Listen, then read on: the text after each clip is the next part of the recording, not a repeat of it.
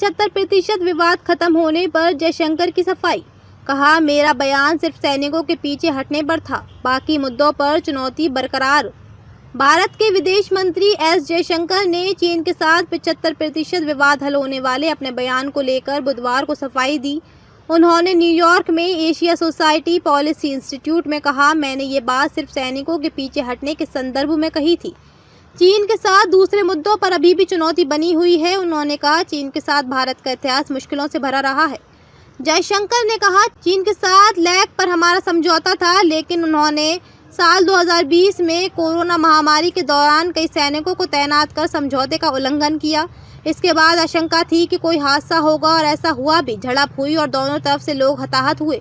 जयशंकर ने कहा कि चीन के इस फैसले से दोनों तरफ के रिश्ते प्रभावित हुए। अब हम टकराव वाले बिंदुओं पर पीछे हटने के ज्यादातर मामलों को सुलझाने में सक्षम हैं, लेकिन गश्त से जुड़े कुछ मुद्दों को हल करने की जरूरत है। अब अगला कदम तनाव कम करना होगा। 12 सितंबर को जयशंकर ने एक समिट में कहा था कि भारत को चीन के साथ सीमा वार्ता में कामयाबी मिली है। लगभग 75% विवाद सुलझ गए हैं। सीमा पर दोनों देशों की सेनाओं का एक दूसरे के आमने सामने होना एक बड़ा मुद्दा है। अगर सीमा विवाद का समाधान हो जाता है तो भारत चीन संबंधों में सुधार संभव है।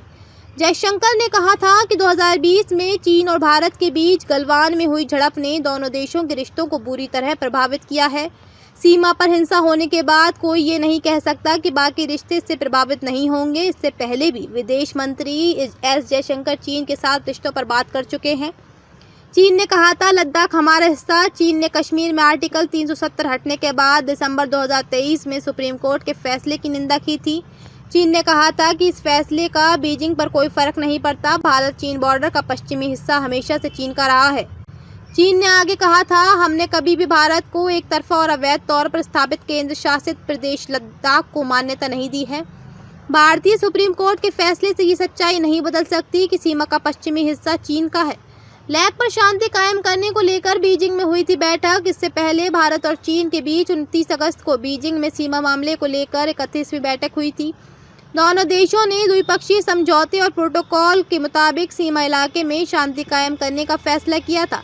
विदेश मंत्रालय के मुताबिक दोनों पक्षों ने लैग की स्थिति पर भी चर्चा की। इस दौरान राजनयिक और सैन्य चैनलों के माध्यम से संपर्क बढ़ाने पर भी सहमति जताई। गलवान घाटी में क्या हुआ था? 15 जून 2020 को चीन ने ईस्टर्न लद्दाख के सीमावर्ती इलाकों में एक्सरसाइज के बहाने सैनिकों को जमा किया था। इसके बाद कई जगहों पर घुसपैठ की घटनाएं हुई थी।